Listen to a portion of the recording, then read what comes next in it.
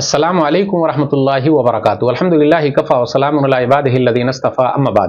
محترم ناظرین کرام، سامعین کرام، تحفہ رمضان کی آج کی نشست میں آپ حضرات کا استقبال ہے۔ آج کی بھی نشست کا موضوع ہے روزہ ٹوٹ جائے گا، لیکن آج جو ٹاپک ہے اپنا یہ ہے کہ روزہ تو ٹوٹے گا لیکن اس کا جرمانہ نہیں ہے، کفارہ نہیں ہے، بلکہ اس کے بدلے روزہ رکھ لینا ہے، توبہ کر لینی ہے۔ قصدن یعنی زبردستی کھانا پینا ہو گیا، آدمی کھا لیا۔ صحیح بخاری کتاب الصوم حدیث نمبر 1894۔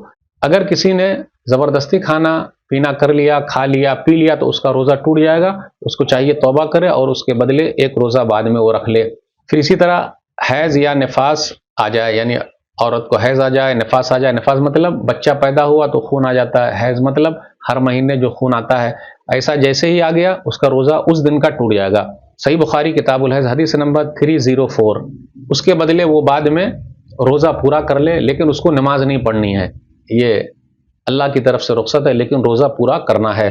نمبر 3، جان بوجھ کر کوئی قے کر لے تو اس کا روزہ ٹوٹ جائے گا، اس کے بدلے اسے دوسرا روزہ بعد میں رمضان کے بعد رکھنا پڑے گا۔ سنن نبی داؤد کتاب الصیام حدیث نمبر 2380۔ من زرعہ قی وہو صائم فلیس لہ قضاء وان استقاء فلیقضی۔ یہ جس نے زبردستی قے کیا، قے نکال لیا، تو اسے چاہیے کہ وہ روزہ پورا کرے، تو وہ بعد میں وہ روزہ پورا کر لے گا۔ کوئی کسی چیز کو نگل جائے، پیٹ میں داخل کر لے تو اس کا روزہ ٹوٹ جائے گا، اس کے بدلے دوسرے دن اس کو روزہ رکھنا پڑے گا۔ صحیح بخاری کتاب الصوم باب نمبر 32۔ الصوم مما دخل ولیس مما خرج۔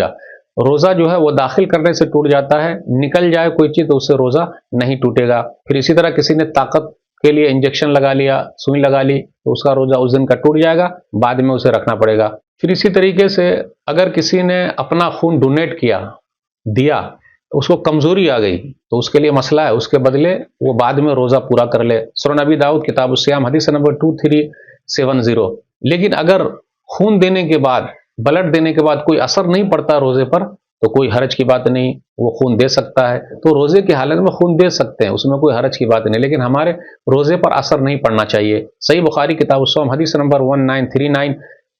تجم النبی صلی اللہ علیہ وسلم وهو صائم، کہ نبی صلی اللہ علیہ وسلم نے پچھنا لگایا، حجامہ لگایا جبکہ وہ روزے کی حالت میں تھے، تو اس سے پتہ چلا کہ خون دے سکتے ہیں، ضرورت پڑتی ہے تو روزے کی حالت میں خون دیا جا سکتا ہے۔ پھر اسی طریقے سے کچھ لوگ اپنی منی کو جو ہے اپنے ہاتھ سے نکال لیتے ہیں، تو ایسا کرنا روزے پر اثر پڑتا ہے، اس دن کا روزہ ٹوٹ جائے گا، اس کے بدلے اسے بعد میں روزہ رکھنا پڑے گا۔ مغنی کے اندر ابن قدامہ رحمہ اللہ نے ذکر کیا، جلد نمبر 3 صفحہ نمبر 1 سے 19 میں، وَلَوْ اسْتَمْنَا بِيَدِهِ فَقَدْ فَعَلَ مُحَرَّمًا وَلَا يُفْسِدُ صَوْمَهُ، کہ جس نے بھی یہ کام کیا اس نے غلط کام کیا۔ پھر اخیر میں کہا فَإِذَا أَنزَلَ، جب اس کو انزال ہو گیا، فَسَدَ صَوْمُهُ، تو اس کا روزہ جو ہے وہ اس دن کا بیکار ہو جائے گا، اس کے بدلے اس کو رمضان کے بعد پھر روزہ رکھنا پڑے گا۔ اللہ سے دعا ہے کہ اللہ تعالی ہم لوگوں کو نبی صلی اللہ علیہ وسلم کے طریقے پر روزہ رکھنے کی توفیق دے، آمین۔ والسلام علیکم ورحمۃ اللہ وبرکاتہ۔